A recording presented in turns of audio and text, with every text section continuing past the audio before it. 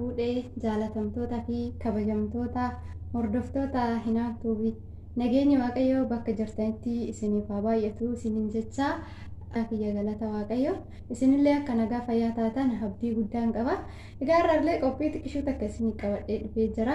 Qophii kiyya wajjin turtii taasisaa isiniin jecha asumarraa like share subscribe gochuu fi akkasuma warri na jajjabeessaa na faana jirtan hedduu tokko galatoomaa galata guddaa na biraa qabdu isiniin jecha anis waanan dhaggeeffadhee waanan ofii kiyyaa baradhee tokko gama keessan qooduudhaaf qophiidha. Kanaaf na hordofaa like share subscribe gochuudhaan warri haaraa taatan maatii kootti dabalamaa isiniin jecha har'a qophii xiqqishuu takka isinii qabadhee dhufe qophiin ani isiniif qabadhee dhufe maal seetanii hanqina walii akkamitti fooyyessuu dandeenya waan jedhu jecha tokko dhaggeeffadhe akkamitti akka hanqina walii sirreessuu dandeenyu fi meeqa keenyatu hanqina keenya walitti himee fuula gaariidhaan fuula ifaadhaan walitti himee hanqina keenyarraa wal deebisa waan jedhu wayii isiniif qabadhee dhufee jira. Turtiin keessan ana waliin haa ta'u. Egaa wanti ani har'a isiniif qooduu dhufellee qophiin kiyyaa akkas jedha. Hanqina walii akkamitti fooyyessuun danda'ama?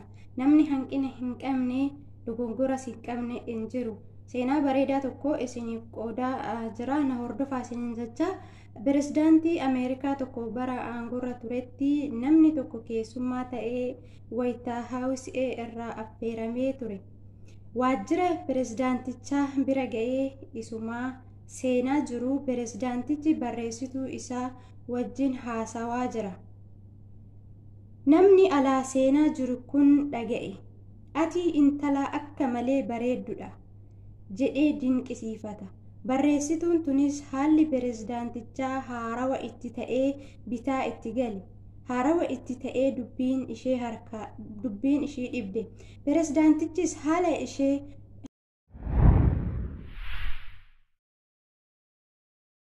haalli ishee kana hubatee waan amma siin jedhe kun bitaa sitti hin galin. Dhuguma ati hedduu bareeddudha. Daraan har'a immoo sirraa bareedee jira. Garuu har'a booda yeroo barreessituu sirna tuqaalee qubee sirreessii barreessi jedhee seeqaa biraa deemi jedha. Asirratti nuti maal hubanna kan jedhu jechuudha. Wanti nan isiniif qabadhee dhufe meeqa keenyatu hanqina keenya walitti hima? Meeqa keenyatu haala fuula ifaadhaan hanqina keenya osoo waliin ifatiin walitti hima? Yaada jedhu isiniif qooda jechuudha. Egaa namni alaa ol seenaa jiru kunis maalirraa barate?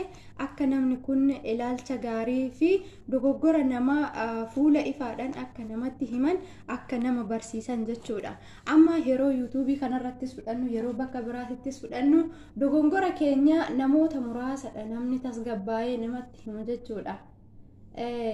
Dogoggora keenya namoota muraasa namni nu sirreessu malee kuuwwan jechuudha yookaan nu ifataa yookaan nu bira darbaa yookaan immoo beekan isuma qofa jechuudha. Kuni ta'uu hin qabuun jedha. Asirratti qophii kiyyaarraarree waa irraa barattu jedhee abdadhaa galatooma ulfaadha. Waan na faana turtaniif like share subscribe gochuu hin dagatinaa isiniin